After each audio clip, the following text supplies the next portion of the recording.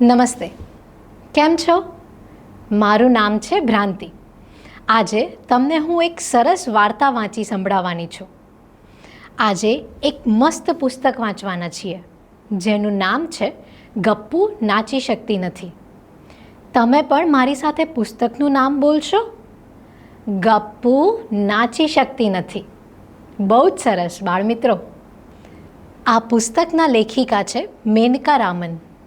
તેનું ચિત્રાંકન કર્યું છે કૃષ્ણચંદ્રને અને ગુજરાતીમાં તેનો અનુવાદ કર્યો છે છાયા ઉપાધ્યાયે. આ પુસ્તક પ્રથમ બુક્સ દ્વારા પ્રકાશિત કરાયું છે. આ પુસ્તકને આપણે પ્રોજેક્ટર પર વાંચીશું. તમને સૌને એ બરાબર દેખાય છે ને? બહુ સરસ. વાર્તા વાંચવાનું શરૂ કરીએ એ પહેલાં તમે મને એટલું કહો કે તમને નાચવું ગમે ખરું? મને તો નાચવું ખૂબ ગમે. શું લાગે છે, ગપ્પુ કોણ હશે? છોકરો કે છોકરી? હા, સાચું કહ્યું. આ વાર્તામાં ગપ્પુ નામની છોકરી છે. શું ગપ્પુને નાચતા આવડે છે? તમને કેવી રીતે ખબર પડી? બરાબર, શીર્ષક પરથી જ ખબર પડી જાય છે કે ગપ્પુ એક છોકરી છે અને તેને નૃત્ય કરતા આવડતું નથી. જુઓ બાળમિત્રો, આ છે પુસ્તકનું મુખપૃષ્ઠ. મુખપૃષ્ઠ પરના ચિત્રો પરથી આપણને ઘણી બધી વાતો જાણવા મળે છે. સૌથી પહેલાં તો આપણે ગપ્પુને ઓળખીએ. તમને શું લાગે છે, આ બધા બાળકોમાંથી ગપ્પુ કોણ હશે? સરસ. ચાલો વાર્તા વાંચીએ અને એ દિવસે ગપ્પુના વર્ગખંડમાં શું થયું એ જાણીએ. બુધવારે વર્ગનું નાટક છે. કોમલબેન ધોરણ 1 અને નાચ શીખવી રહ્યા છે. ચિત્રમાં જુઓ, કોમલબેન કઈ રીતે ઊભા છે? તેઓ નૃત્યની કોઈ મુદ્રામાં ઊભા છે, ખરું ને?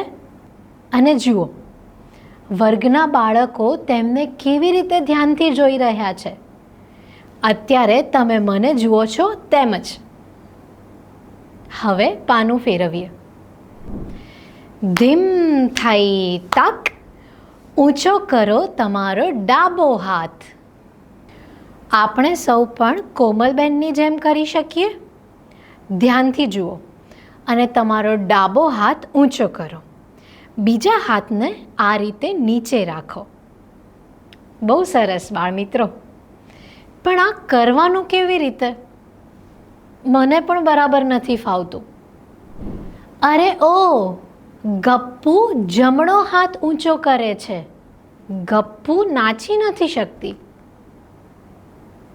બાળમિત્રો, ચિત્ર જુઓ. બાકીના બાળકો કોમલબેન જેવું કરે છે, પણ ગપ્પુ કંઈક ભળતું જ કરી રહી છે. ચાલો પાનું ફેરવીએ. બમ બમ બીપ્પી, ઓરડામાં દોડો ઝડપથી. ચિત્ર જુઓ. કોમલબેન કેવી રીતે ફરે છે? ધીમેથી કે ઝડપથી? અને બીજા બધા બાળકો પણ. આગળ વધીએ. અરે ઓ, ગપ્પુ સાવ ધીમી છે. ગપ્પુ નાચી શકતી નથી. હવે શું થશે? આગળના પાને જોઈએ. તાક ધીન ધીન તાક, એક સાથ ઊંચે ઠેક. જોયું ને? બધા બાળકો કોમલબેનની સાથે કૂદી રહ્યા છે. અને ગપ્પુ, તે શું કરી રહી છે? આપણે સૌ કૂદી શકીએ. ચાલો એવું જ કરીએ.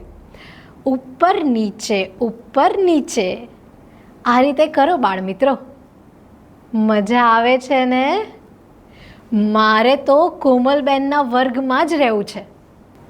તમે પણ મારી સાથે છો ને? હવે આગળ વધીએ. અરે ઓ, ગપ્પુ નીચે બેસી ગઈ. ગપ્પુ નાચી શકતી નથી.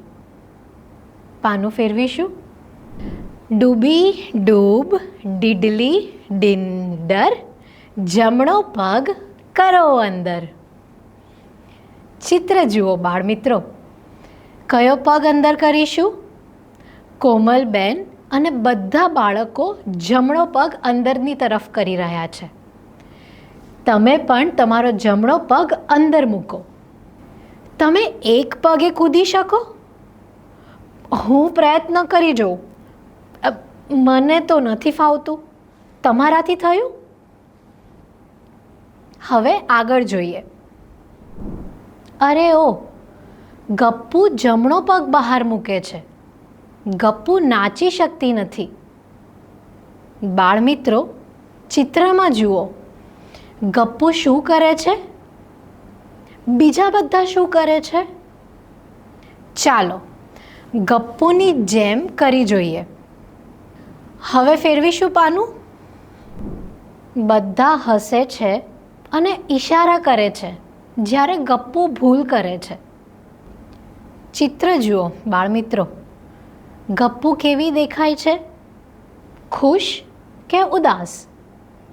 બીજા બધા બાળકો શું કરી રહ્યા છે?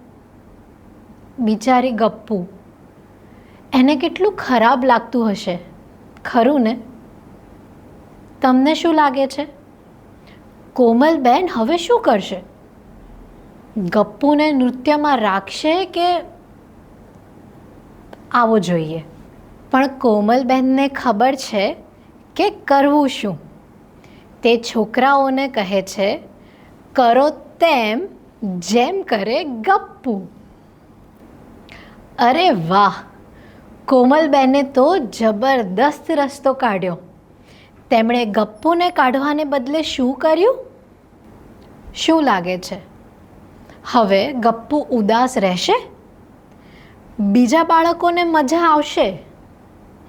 કોમલબેને જે રસ્તો વિચાર્યો તે જોઈને મને તો આગળ વાંચવા પહેલાં જ મજા આવી ગઈ છે. પણ આપણે જોઈએ કે હવે આગળ શું થાય છે. તાક ધીમ ઇથે, કેટલાક હાથ નીચે, કેટલાક હાથ ઊંચે. બપ બમ બીપી, ઓરડામાં દોડ, ધીમે ને ઝડપી. તાક ધીના ધીન તાક, કોઈ વાંધો નહીં, બેસી જાઓ કે લો ઊંચે ઠેક. ડૂબી ડૂબ ડીડલી ડિંડર, બસ તમે હોવા જોઈએ નાચ મંડળની અંદર. શાબાશ બાળમિત્રો, કેવી મજા પડે છે નહીં? મને તો ગપ્પુનું આ પોતાને આવડે એ રીતે નાચવું બહુ ગમ્યું. તમને ગમ્યું?